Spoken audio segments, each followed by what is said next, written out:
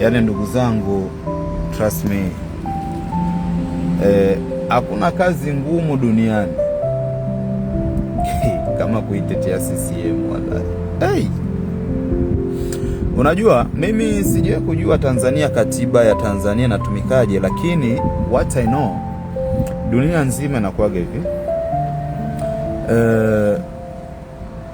Waziri mkuu wa nchi akijiudhuru bila kashfa, maana akiwa na kashfa ya upotezi wa mali za umma nini, hiyo ni kesi nyingine. Lakini waziri mkuu akijiudhuru bila tatizo lolote, ujue kuna tatizo ndani ya uongozi wake. Kuna tatizo kwa yule anayemuongoza mbele bosi wake ambaye ni rais. Akija makamu wa rais akajiudhuru bila tatizo, ujue kuna tatizo tena kwa bosi wake. Sasa Tanzania alianza kajiuzuru waziri mkuu Kassim Majaliwa, kajiuzuru makamu wa rais Mpango. Sasa hivi akateuliwa Nchimbi. Nchimbi hajakaa hata mwaka sidhani, naye kajiudhuru. Unaona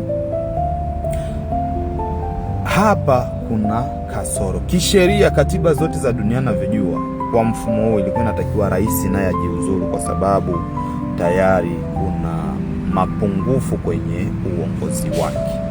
Unanielewa? Sasa sijajua katiba ya Tanzania nasemaje, lakini navyojua kwa hii mfululizo kuanzia waziri mkuu, makamu wa rais wa kwanza, wa pili, no, kuna something wrong.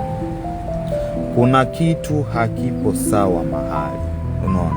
Na ukiangalia wote wakiondoka wanasema bosi wao anaendesha nchi kimaslahi binafsi kuliko maslahi ya taifa.